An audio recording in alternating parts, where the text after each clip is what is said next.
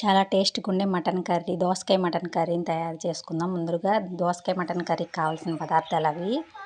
ఒక పొయ్యి మీద ఒక వెడల్పాటి గిన్నె పెట్టుకుని దానిలో నూనె వేసుకుని దాల్చిన చెక్క, లవంగాలు, బిర్యానీ ఆకులు వేసుకోవాలి. దోరగా ఫ్రై అయ్యాక ఉల్లిపాయ ముక్కలు కూడా వేసుకుని ఫ్రై చేసుకోవాలి. ఉల్లిపాయ ముక్కలు కూడా వేగిపోయినాయి. దాంట్లో నేను టమాటా ముక్కలు కూడా వేసానండి, క్లిప్పింగ్ మిస్ అయింది. తరువాత మటన్ వేసుకోవాలి. మటన్ వేసుకున్న తర్వాత కలుపుకోవాలండి గరిటె పెట్టి. నేను ముందుగానే అల్లం వెల్లుల్లిపాయ పేస్ట్ నూరుకొని పెట్టుకున్నాను.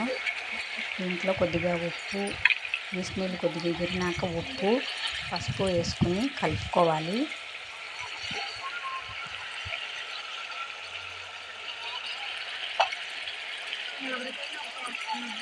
ఉప్పు పసుపు వేసినాక కలుపుకొని మూత పెట్టి మగ్గించుకోవాలండి. నేను ఒక చేత్తో కలుపుతూ ఇంకొక చేత్తో వీడియో తీస్తున్నాను.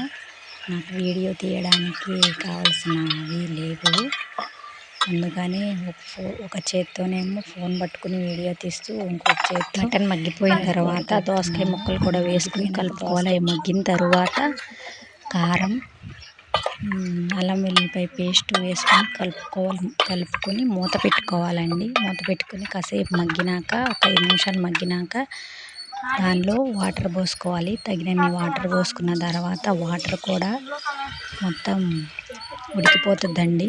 ఉడికిపోయి నూనె పైకి తేలుతుంది. నూనె పైకి తేలిన తర్వాత మనకి కూర రెడీ అయిపోయినట్టే.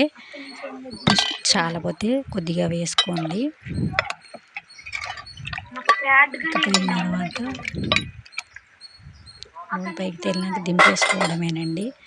తరువాత మనం మటన్ మసాలా వేసుకోవాలి.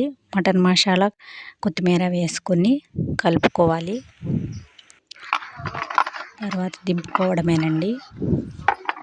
నేను పొయ్యి మీద చేశాను కాబట్టి మసి ఉంటుందని నేను వేరే గిన్నెలోకి తీసుకున్నానండి. కర్రీని తీసుకుని కొత్తిమీరతో గార్నిష్ చేసుకున్నానండి. అంతేనండి, యమ్మీగా ఉండే దోసకాయ మటన్ కర్రీ రెడీ అయిపోతుందండి. చాలా టేస్ట్గా ఉంటుంది. మీరు కూడా ఒకసారి ట్రై చేసి చూడండి. నచ్చితే లైక్, షేర్, సబ్స్క్రైబ్ చేసుకోండి. థ్యాంక్ యూ అండి.